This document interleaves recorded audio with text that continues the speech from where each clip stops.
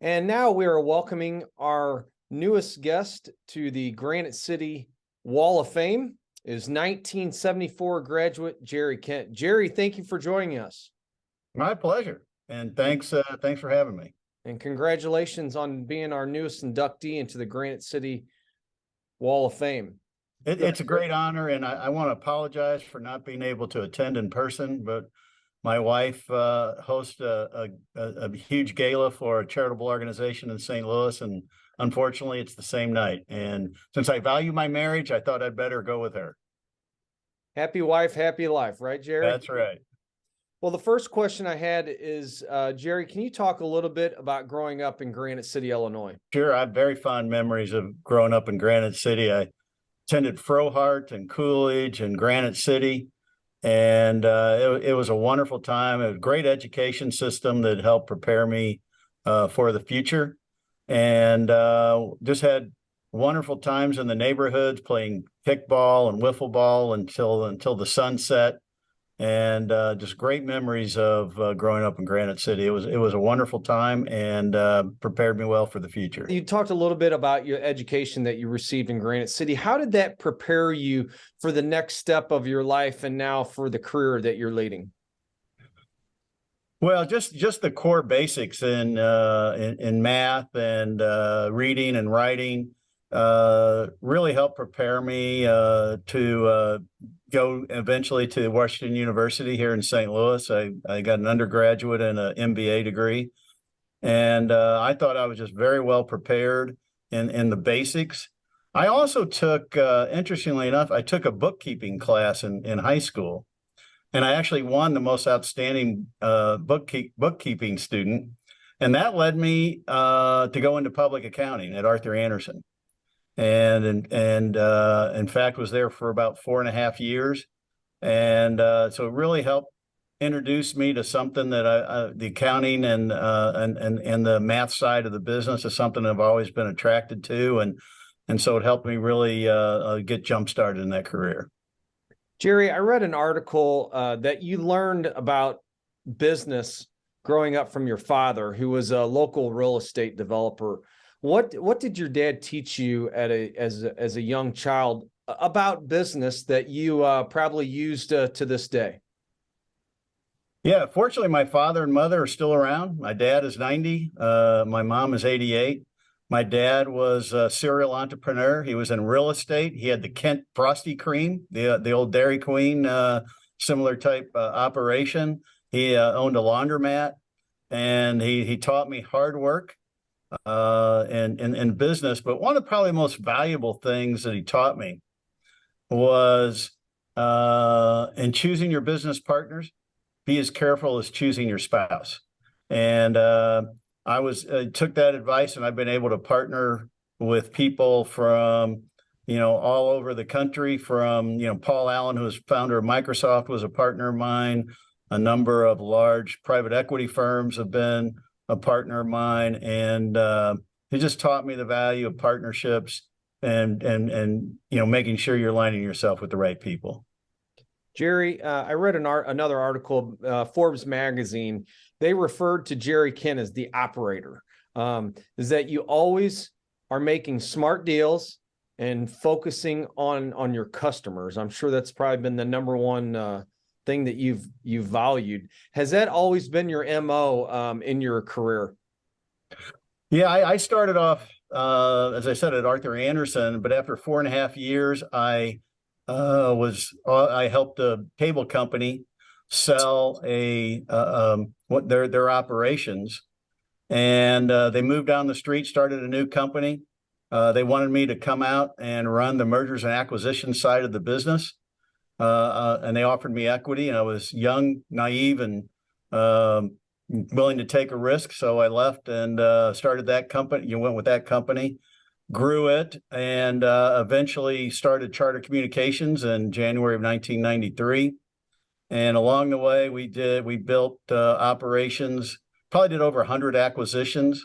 And that's certainly the exciting and kind of sexy side of the business. It's a lot of fun. But really, the key to my success has really been that intense focus on customer care.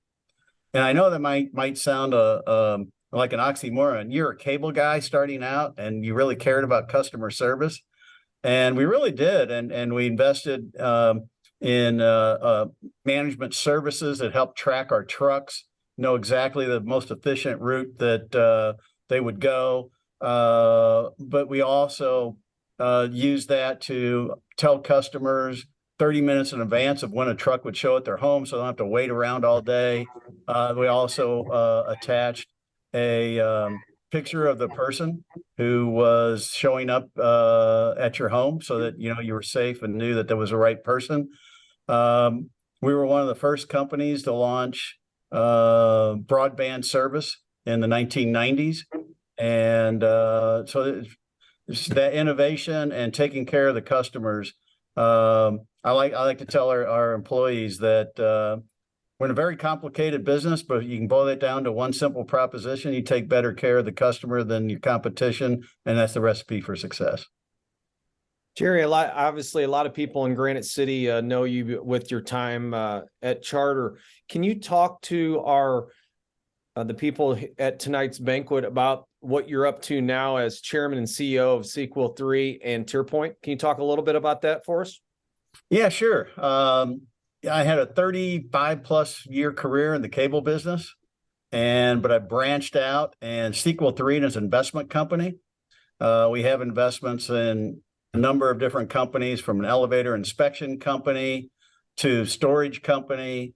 And where I spend most of my time is on a data center company. We have 42 data centers in 20 US markets, where we provide cloud services, managed services, co-location space, cooling, bandwidth for enterprise customers. We serve well over 3,000 customers. We like to think that we're the premier hybrid IT provider in the US, meaning we provide a whole host of services, and again, making sure that we provide that superior level of customer care. Jerry, you talked early on about your wife, Judy, and you are obviously very active in the community, and you have a big gala event tonight that you are hosting. I know you've served on boards with the Magic House and the St. Louis Zoo, and doing some reading that you're very invested and committed to helping out institutions and organizations around St. Louis. Has giving back to the community always been an important part of your life? It has. When I graduated from Granite City South, I was the first year that they had the South and North. I really wanted to go to Washington University, and we really weren't in a great position to afford it. Excuse me. But I got a scholarship and student loan from Washington University. My wife put herself through college at St. Louis University. And I was always appreciative of the fact that the school helped me out. Judy shares this, that she put herself through, and shares the values that if you're very fortunate in life, you really owe it to the community to reinvest back in the community. So, for example, we provide scholarships to Washington University and St. Louis University, but we really stress that if you get in the same position we are, you owe it to give back to the students, and so we encourage them to do that as they go off into their careers. And the St. Louis Zoo is near and dear to my heart. Spent a lot of time with my daughter there, and other charitable organizations, and Judy and I just really enjoy supporting those organizations and doing what we can to see them grow. When I joined the Magic House board, 25+ years ago, it was a much smaller organization. I've seen them grow significantly. They're probably quadrupled in size, both in square footage and in attendance. And it's just really gratifying to be a part of that growth. My wife has been involved in several charities, and in particular started with an organization called Judivine, now Easter Seals Midwest, where they help parents and children deal with autism.